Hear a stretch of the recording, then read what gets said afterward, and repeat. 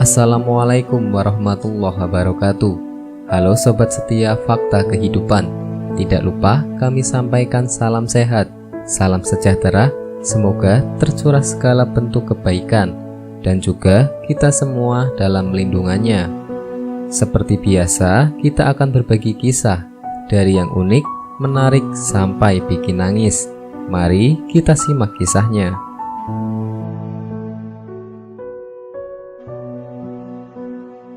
Kisah nyata. Inilah 5 ciri orang terkena sihir. Salah satunya sering mimpi buruk. Pada era modern seperti sekarang ini, kita percaya nggak percaya, apakah masih ada praktik sihir? Tapi nyatanya ada. Disebut juga sebagai guna-guna, yang bertuju tiada lain hanya untuk mengendalikan suatu objek, bahkan orang sekaligus dapat dikendalikan oleh ilmu tersebut. Ilmu sihir maupun guna-guna melalui paranormal, mistik dan sejenisnya sangat diharamkan dalam agama Islam. Ilmu sihir merupakan praktik yang dilarang oleh agama. Pada dasarnya ilmu sihir digunakan untuk hal yang negatif.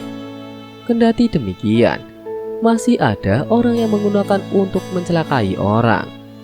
Orang yang terkena sihir kebanyakan tak menyadari akan hal itu.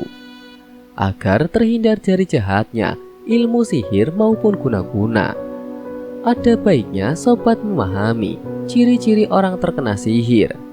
Sebagai langkah awal, bentengi diri dengan memperbanyak ibadah. Dekatkanlah diri pada Maha Kuasa, mintalah perlindungan darinya agar terhindar dari jahatnya ilmu sihir maupun guna-guna. Ada baiknya sobat memahami ciri-ciri orang terkena sihir. Berikut adalah ciri-ciri orang yang terkena sihir. Yang pertama, sering mimpi buruk. Mimpi buruk ini paling sering melihat binatang atau melihat kuburannya. Hal itu membuat kita ketakutan bagi orang yang mengalami mimpi tersebut, sehingga dalam tidurnya mengigau lalu memunyikan giginya. Dalam berbagai mimpi tersebut, melihat hewan yang merupakan simbol-simbol setan, seperti cicak, ular hitam. Selain melihat hewan tersebut, terkadang ular itu menyerang lalu melilit tubuhnya. Hal itu tidak lain adalah tipu daya setan hanya untuk menakut-nakuti, sehingga seorang akan gelisah susah tidurnya. Yang kedua, mimpi diikuti hawa nafsu. Mimpi diikuti hawa nafsu, hati-hati, bisa jadi tanda terkena sihir. Sering didatangi oleh laki-laki maupun perempuan yang sebelumnya tidak pernah ketemu sama sekali. Bahkan bisa berupa orang yang sangat ia sukai atau menyukainya. Selain menampakkan orang yang disukai, bisa juga dalam bentuk makhluk yang besar dan hitam. Ini ada kemungkinan bahwa orang tersebut disukai jin. Yang ketiga, tidak ditemukan penyakit secara medis. Seringkali merasa ada penyakit atau dapat suatu masalah yang dirasakan tubuh. Kendati demikian, penyakit yang dirasakan orang tersebut tak terdeteksi sama sekali oleh pihak medis. Hal tersebut sering terjadi pada orang yang terkena gangguan sihir. Hal ini yang terjadi ialah adanya penyakit dadakan, padahal sebelumnya tak ada riwayat gejala sama sekali. Namun hasil medis berkata sebaliknya.